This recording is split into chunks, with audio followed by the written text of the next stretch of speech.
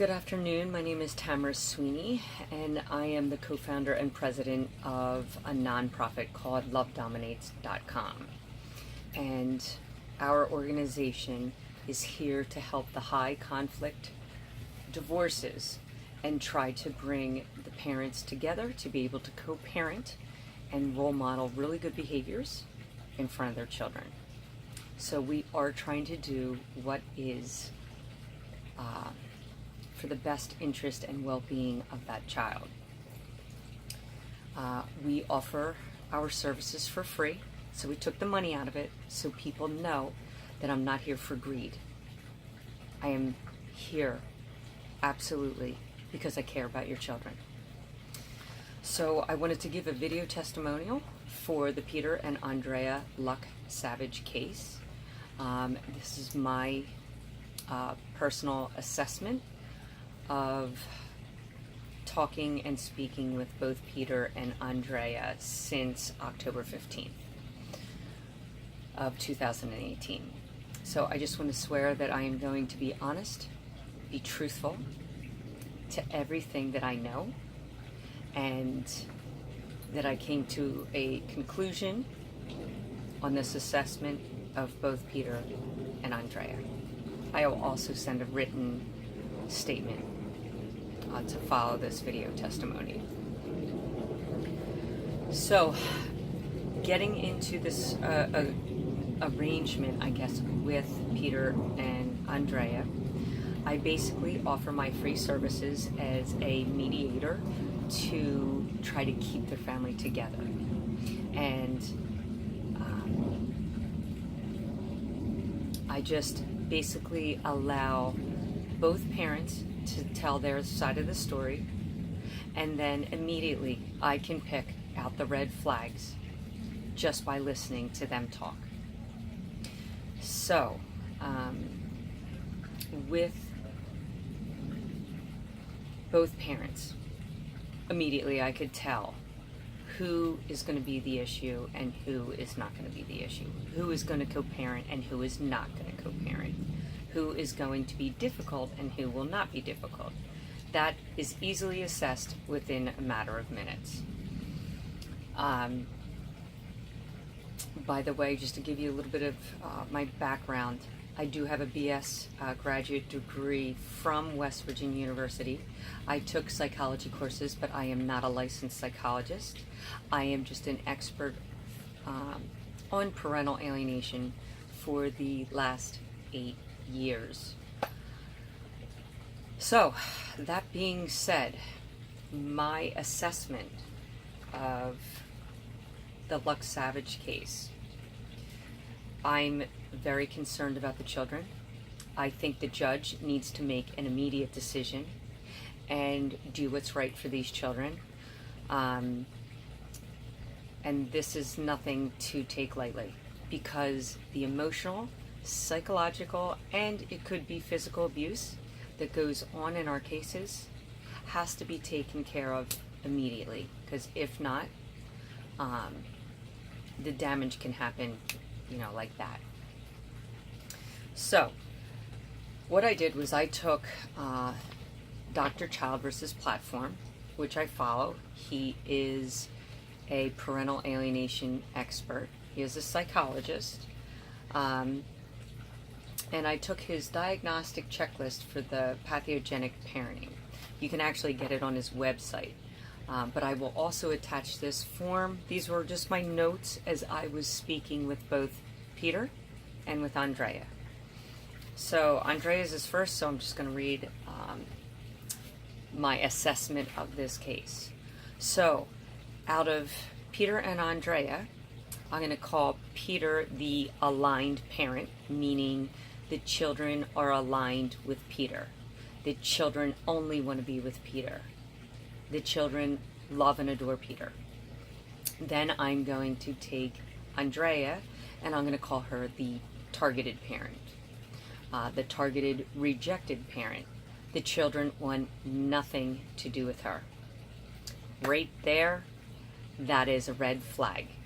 And any psychologist should be able to pick this up immediately. So, With Andrea, what I've noticed in my phone conversations with Andrea is she is very frantic right now due to the safety of her children, which is understandable. She is worried about her kids. Her kids went from being loving children all of a sudden to hating her. They are demeaning her. They are belittling her. They are disrespecting her as a mother, as a parent. This is called role reversal and triangulation. So immediately, I didn't even tell this to Andrea, but if you look at Dr. Childress's model, he will explain the role reversal and he will explain what triangulation is. What that means is the other parent is giving the child power over that other parent. So, in a normal society, you have two consenting adults, a mother, a father. They get together, they have children, 50% sperm, 50% egg, so they're both responsible. And how you're supposed to parent is the parents are the ones who give, disciplining. They give role modeling examples. They give guidance, boundaries to their children. Here in the Luck Savage case, what I have noticed immediately in my conversations is Peter, the aligned parent, has given Dylan, their 11-year-old child, the power over their mother. So, in other words, you would have a triangle here. You would have mother, father, children. In the Luck Savage family, you have aligned parent, child, targeted parent. So, he has broken that family or normalcy of a family on how you're supposed to raise your children. So going back to what this is doing to Andrea is Peter, the aligned parent, is giving the power to his oldest child, who's only 11 years old and is very impressionable right now. And he's giving that power to him to demean, disrespect, and undermine the mother. Right there, another red flag. What kind of person does that? What kind of person displays a behavior to undermine another parent? Okay, so I have a checklist to follow by Dr. Craig Childress, who is, an expert in parental alienation. And does Andrea come across as someone that has normal range parenting? My answer to that is yes. Yes, she is a loving, warm mother who wants the best for her children. Is she a perfect human being? The answer to that is no. Is anybody a perfect human being? The answer to that is no.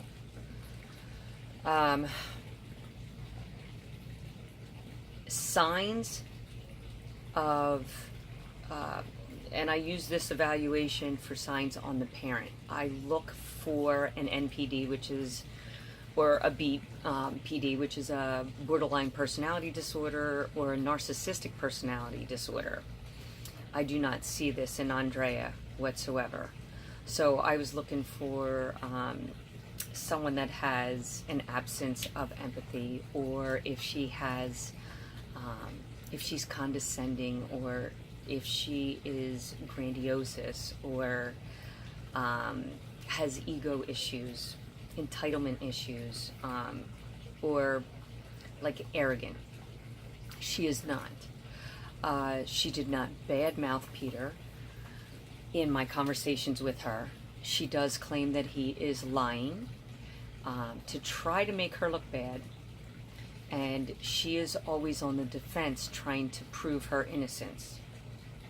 So, in other words, Peter is putting out false allegations on her, trying to destroy her reputation as a mom.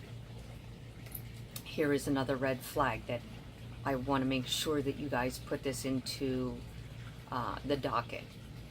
That they were married, and don't quote me on years. I'm not really sure of the years, how long they were married. But apparently she was the stay-home mom. He went to work from 9 to 5 and then came home. But Peter, the aligned parent, trusted her then. Trusted her with the kids. There is no reports of neglect, child abuse, police reports, PFAs, drug abuse, alcohol abuse, DUIs, nothing before the divorce papers were filed. That is another red flag. So there was no toxicity, there was no rage or revenge before the divorce. So she was a great parent before that. And he went to work from 9 to 5 not worrying about how his parents were being raised. So that's a red flag too.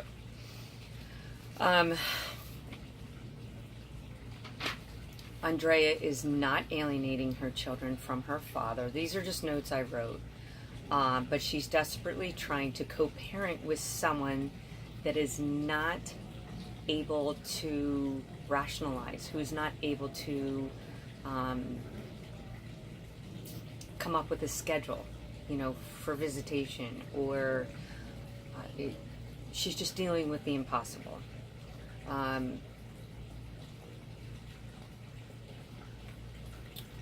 Then I did a checklist here for, it doesn't really relate to Andrea or Peter. It's talking about the children.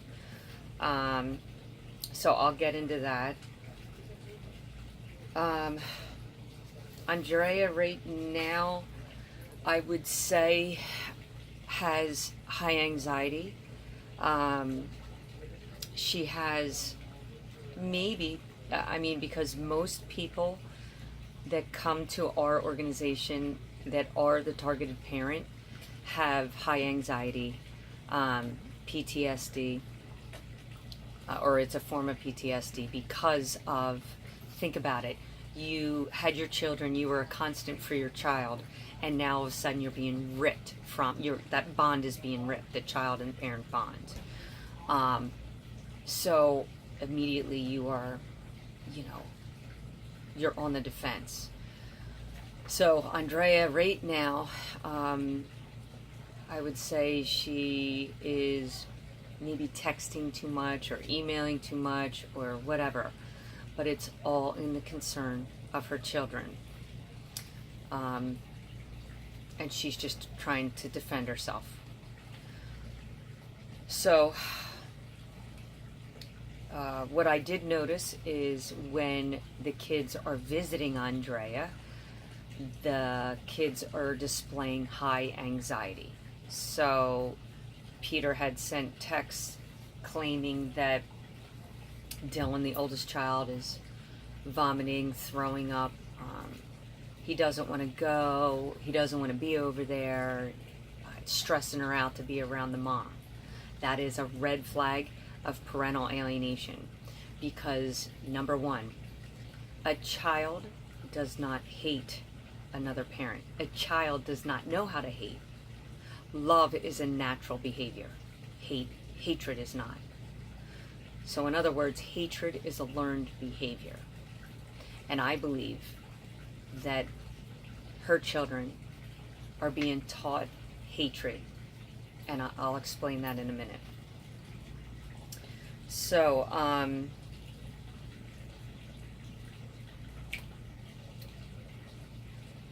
okay, so basically, for Andrea, I would say what I evaluated on her is she's just a concerned mother who is in panic mode right now because she's not really grasping what's going on. She doesn't even understand what's happened to her and how it's happened to her.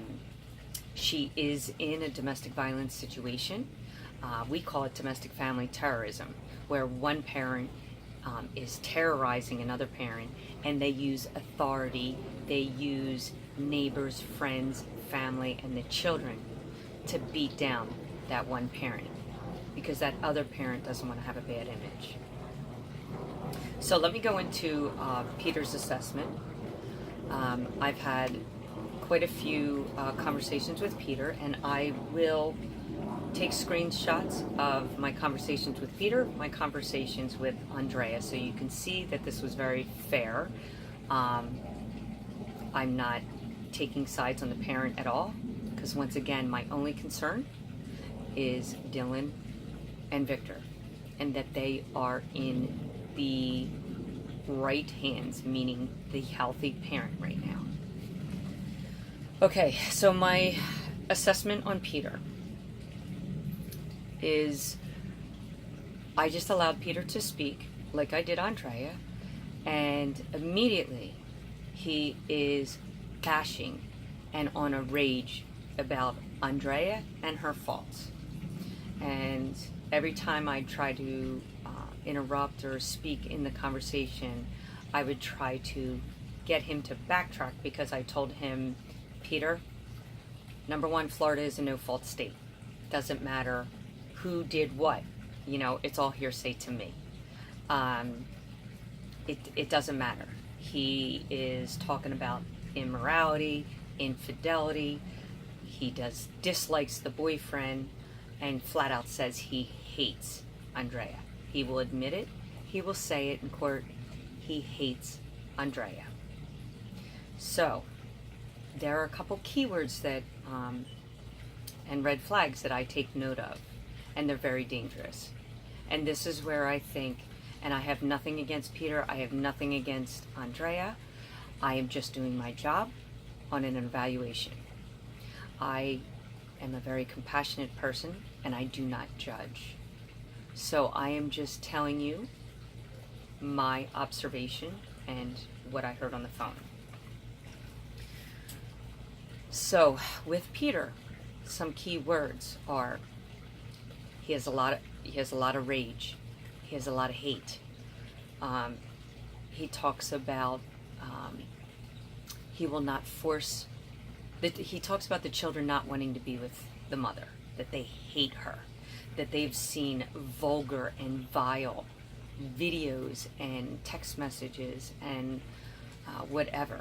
No child should see any of this. No child should be involved in a divorce. They shouldn't know about finances. They shouldn't know about anything a parent has done. Again, nobody is perfect. No one. But Peter keeps saying he is perfect.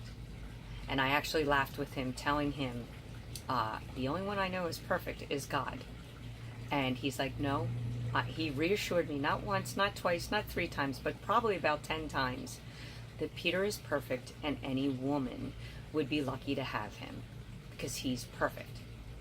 Now, I caught him in a couple things where he would say the children don't want to be with their mother, and you know, it's up to the children to make that decision if they want a mother in their life. My response to him was, you're not being a parent, and if you were being a parent, you would tell your child, Dylan, Victor, it's your mother's weekend. I'm going to drop you off, and I want you to have a great time, and I'll pick you up on Monday at 5 o'clock. Have fun. That's how it should be. His answer to that is, I'm not going to force my children. That is a red flag. I'm not going to force my children. So he's given the power to the child to make a decision if they want to cut a parent out of their life. I hope you understand the psychological damage that will do to a child for the rest of their life. They will never have a relationship. They will never be able to trust. They're going to have abandonment issues, attachment issues. And this is going to trickle down for generations to come. This needs to be nipped in the bud immediately. Other signs I saw in Peter just by his conversations was the grandiosity. He builds himself up. He is perfect. There is nothing wrong with him. And the blame is only on Andrea. There is no empathy. There is no reasoning. There is no rationalizing. It's black or white, and it's his way or no way. The other red flags are the ultimatums and demands that Peter puts on Andrea, and that is to drop the divorce. The threats of not seeing the children, the financial threats. This is, if you look up the domestic violence wheel, this is coercion, financial influence, it's domestic violence, and it's abuse. He's using the children as a tool, as a weapon to get back at the mother. It's all about rage and revenge. So there's also entitlement there. There's the hoity, arrogant attitude that Peter has. Peter's the favored parent. Peter's 100% right. Andrea is 100% wrong. And Peter is not willing to cooperate unless his demands are met. Also, just my last conversation with Peter, I found out through him that he had a previous marriage.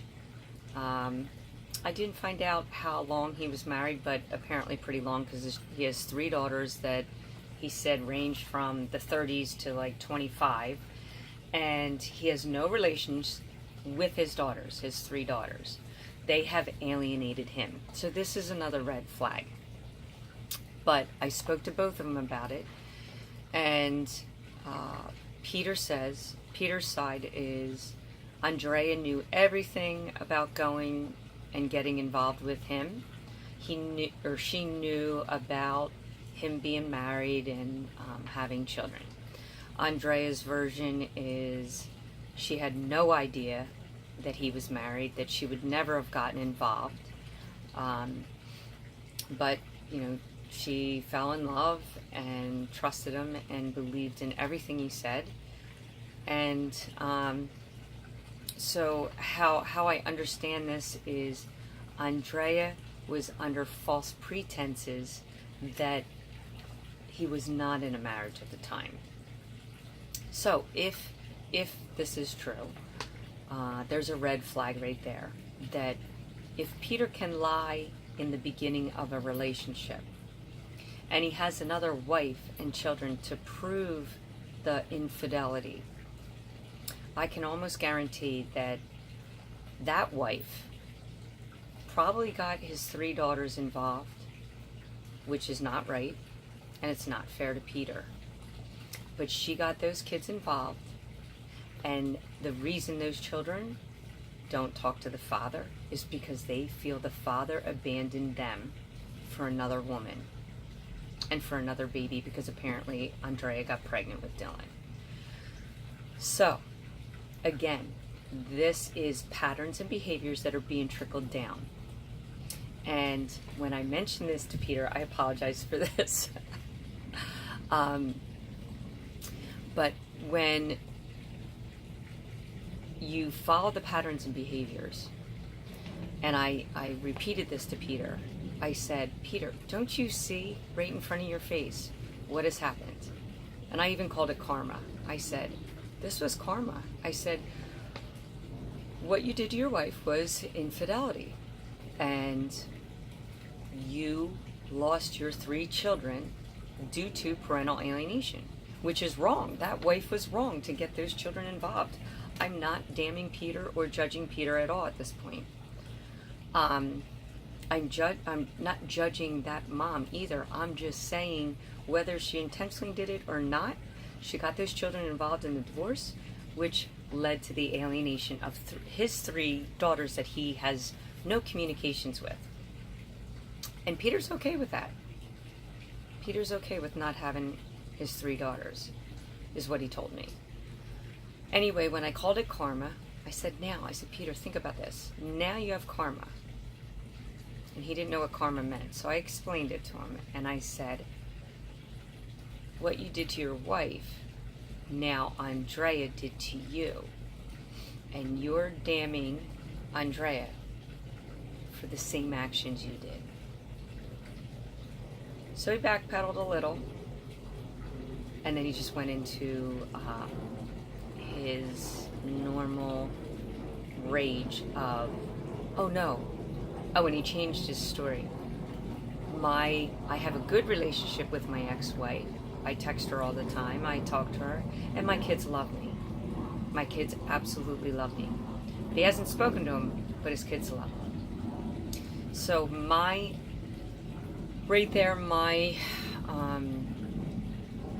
opinion is that, number one, Peter doesn't know how to love. He only loves himself. And Peter has also opened up to childhood traumas that he's had. And I feel that he needs to resolve these issues. There's nothing wrong with Peter, but he has to resolve these issues. And these issues are fears of insecurity, fears of abandonment, or attachment-based fears, whatever the insecurity is. He needs to get that taken care of, go into therapy for it, because he has a lot of shame and guilt that he's dealing with. He just doesn't know how to deal with it. And right now he's taking it out on Andrea and the children.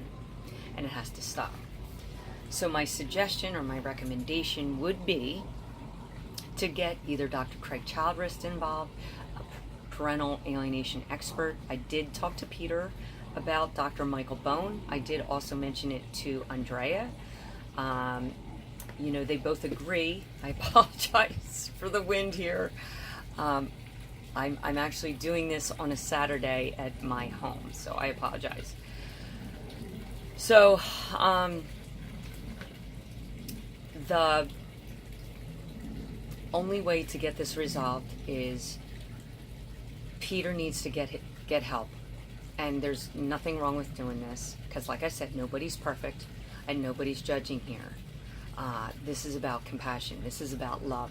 This is about doing what's right for your children. And until someone faces their fears of insecurity, fears of shame, guilt, abandonment, attachment-based, I don't know everything, but apparently he grew up with one parent and says he was fine with it. So I think Peter needs to understand you need both parents. A child has its own human rights, and their right is to have both parents in their life.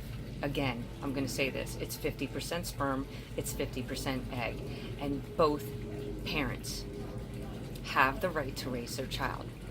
Even, I will go as far as saying this, as long as Peter's getting help, as long as Peter is being successful in his steps of realizing, nobody's perfect, and realizing that you need to co-parent, and he can come back and co-parent, then yes, bring Peter back into the picture. But right now, the rage, those children have to get out of that environment. That environment in Peter's home is very toxic. And those children are being taught, if they can disrespect their own mother and demean and put down their own mom, they're going to do that to their girlfriends, to their wives, and this is going to trickle down for generations to come. So, I just want to look over my notes here. For Peter, I would just recommend, psychotherapy or a parent alienation expert, maybe Dr. Michael Bone, who's local here. Andrea was worried about the finances, but Peter seems to be able to handle it. If Peter can afford his ex-wife and their lifestyle and his 3 children, and he has other assets and all, I think the most important thing here is spending money on saving their children. This is critical and crucial to both Dylan and Victor. Okay, I hope everyone understands this is a testimonial for the Lux Savage case. And again, I'm not being biased. I just have to pick out who is the parent that can co-parent and who is the parent that cannot. The parent that is willing to co-parent is Andrea, and the parent that is being abusive, alienating the children, and will not talk to Andrea and is putting demands and ultimatums on her is Peter. It's that simple. Anybody can come in here without a license and figure this out. So anyway, I hope this helps. And our message, as usual, with Love Dominates the Organization, is to choose love over hate in every decision you make, to choose compassion over judgment. And love is the ultimate power. So all these children need to grow is love in their life, and they need both parents. I have had situations, and I told this to both Peter and Andrea, and not that I condone this, but I have had children that have been raped by a parent. Raped. Brutally abused. And that child still loves that parent. So for one parent to sit there and say the child hates another parent, that is a flat out lie. A lie. It's a learned behavior. And this case needs immediate attention, and those kids need to be taken out of that toxic home now, today. I just want to read another thing. This is a letter from Albert Einstein to his daughter, which kind of coincides with our organization. So I just want to explain here how important it is. I call it the best medicine, or the best cure is love. Andrea has love. Peter only loves himself. Actually, he doesn't even know how to love. And that's sad. And it's not his fault. It's how he was raised. But he needs help. And once he can get help, he shouldn't be judged. Once he gets help, then everything can be, cured, as long as love is involved. But as Albert Einstein says, the universal force is love. Love is light that enlightens those who give and receive it. Love is gravity because it makes some people feel attracted to others. Love is power because it multiplies the best we have and allows humanity not to be extinguished in their blind selfishness. Peter has selfishness. He's being blinded by his anger and his rage. That has to be fixed. Love unfolds and reveals. For love we live and die. Love is God, and God is love. Love is the one and only answer. I thought that was a pretty good message. All right, if anyone needs to contact me,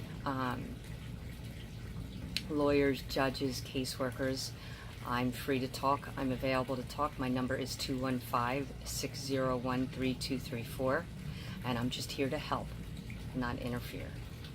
Thank you.